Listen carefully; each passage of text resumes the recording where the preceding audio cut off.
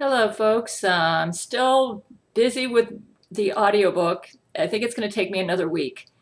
It takes me about like a couple of hours to read a chapter, and I have to sometimes pause because a motorcycle will go by, or an airplane will fly overhead, or a train will go by. And I have found that in making this audiobook that there is no substitute for a quiet recording. You can go in there and try to use noise reduction, and it just ends up sounding really just distorted, and it doesn't sound good. So it's better for me just to try to make the recording quiet in the first place. So anyways, I've actually read the entire book already. I'm in the process of editing, and somebody asked me if the book will be available at Audible. Yes. From what I understand, this is my first time making an audiobook with ACX, but from what I understand, it will be available at Audible, Amazon, and iTunes, which is why they're kind of picky because it will be available in those formats. So I think I have figured out how to meet their requirements, and that took me a couple weeks, but I'm in the process right now of let's see if I can show you here. You can hear that ambulance right now. Zack Knight's been making a lot of noise. Okay, so here's my title. We'll go to the project. Oh, let me go back just a bit. Take a look at this. So it says it right here. It says it'll be available at Audible, Amazon. This is where your audiobook will be sold through these online retailers. So that says it right there. Okay. And let's just go ahead and go into the project. Okay, in production, I'm doing everything. I am the author, the producer, the narrator, or the voice actor. Okay, of course, it's going to show up in just a minute. Here it goes. And here's where I'm at right now. I've done the opening credits, the foreword, the introduction. There are I'm about half. It's a pretty big book. Right now it's at 7 hours, 47 minutes, and 24 seconds. When it's done, it's going to be over 10 hours. And right now, I just uploaded Resurrection from the Dead to Ranch Jenkins. You hear that noisy computer in the background?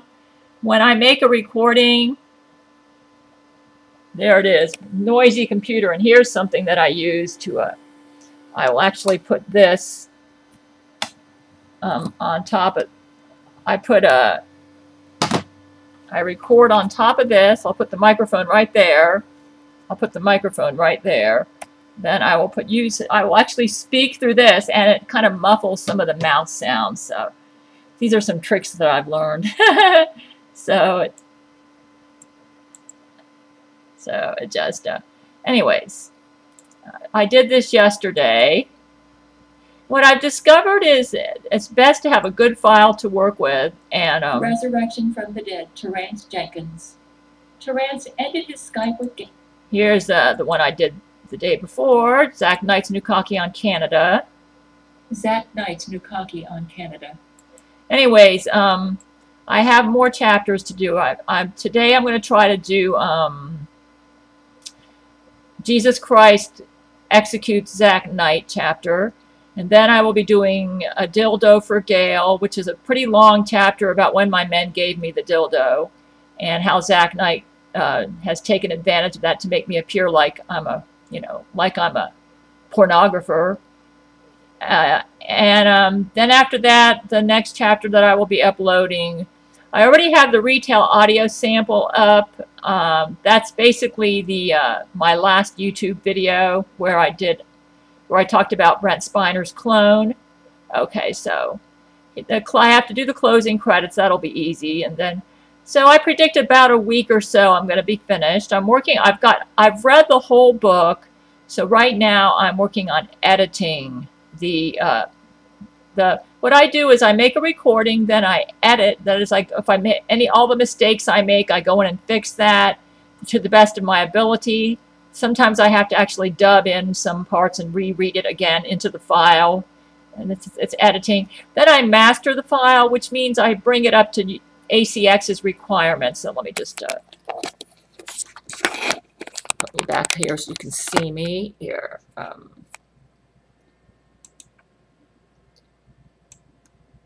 So after I first I make the video, the audio recording, and then I edit it, correct my mistakes, like when I have false starts or I say something twice, or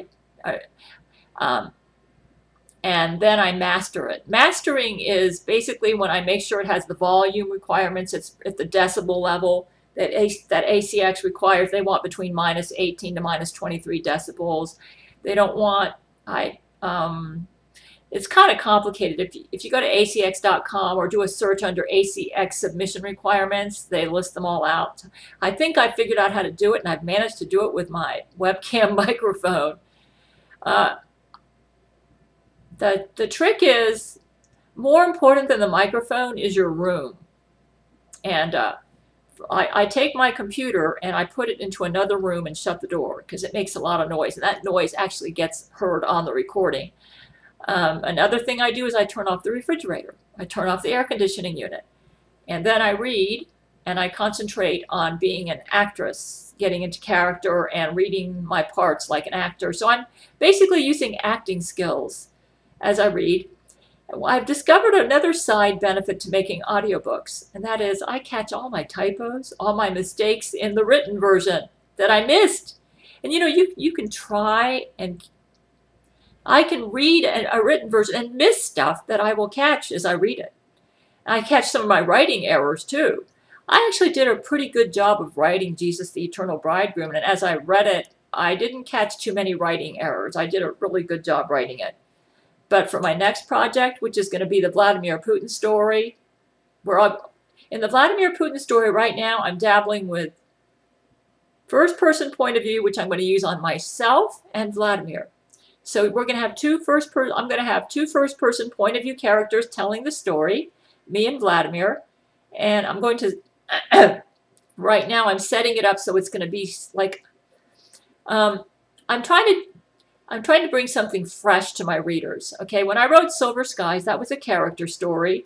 And in a character story, your main character is not happy with their role in life. So you open up the story, and Orson Scott Card goes into this in his book, Characters and Viewpoints, his writing instruction books, and also how to write science fiction and fantasy.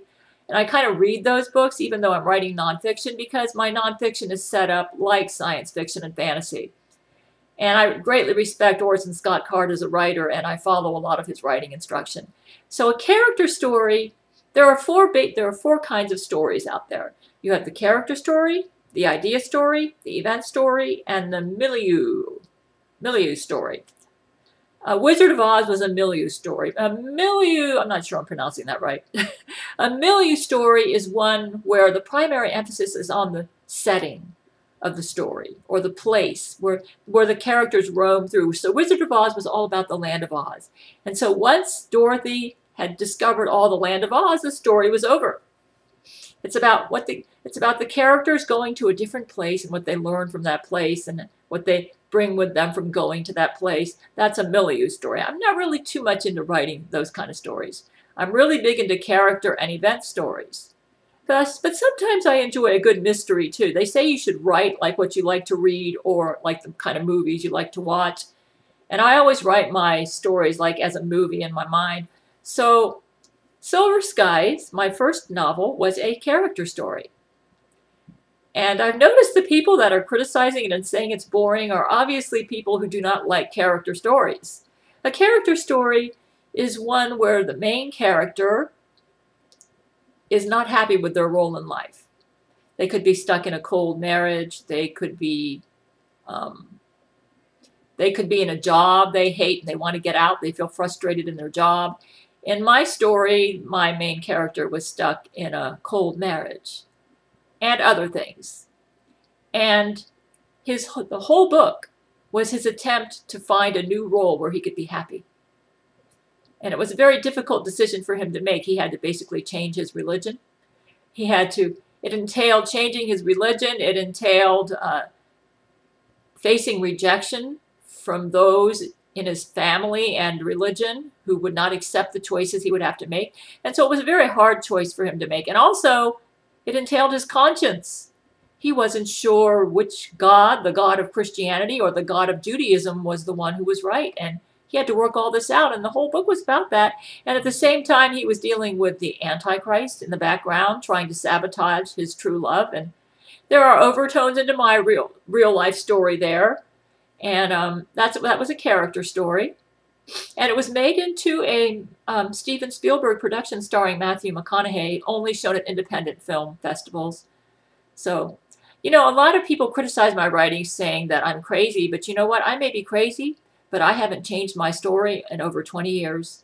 Whereas what I wrote in Jesus the Eternal Bridegroom and what I wrote in The Forbidden Abyss Part One, my story is consistent. I'm telling the same story. I don't change my story. So if I'm crazy, I am consistently crazy. Whereas the Jesuit version and what you hear in the media changes every month.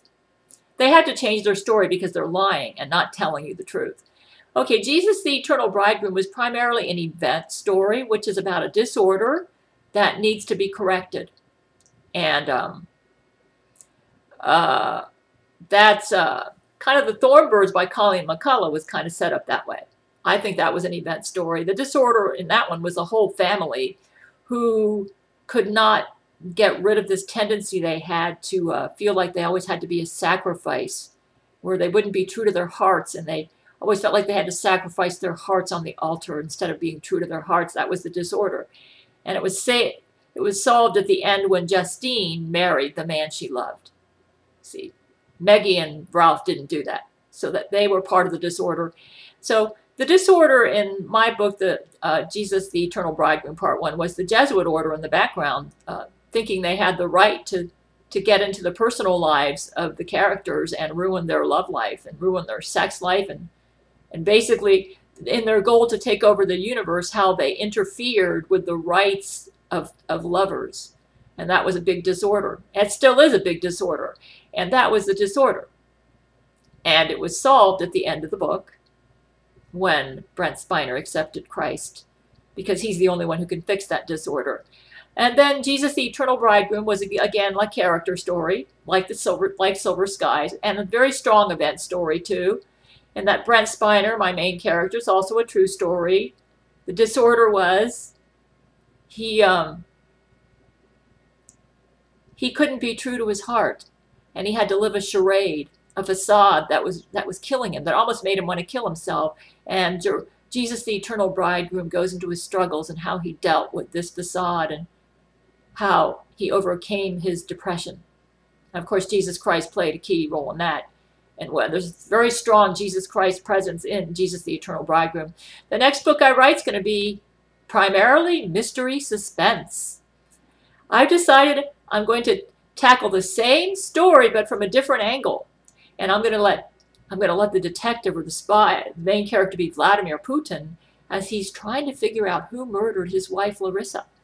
So the whole focus for this next book will be mystery suspense. And there's going to be strong character and event story subplots in the background. But Vladimir is going to be trying to figure out who killed his wife Larissa in 2000 and why they did it. And so that's what the next book's going to be about. Then people are going to say, well, we already know. You're going to say it's a Jesuit order, so there's no mystery. Yes, but there will still be some surprises in this book, because I'm going to be exploring why the Jesuit order did it. You know, I've got a credibility problem right now with some people. They're claiming I'm crazy, and this book is going to go into the evidence, the stuff that Vladimir uncovers, to discover why the Jesuits would want to murder his wife. So that's the next book. I think it's going to be really good. And what I'm going to do is I'm going to make the audiobook version and the written version at the same time. So I'll write a chapter, then I'll read it, and I'll catch my mistakes better that way.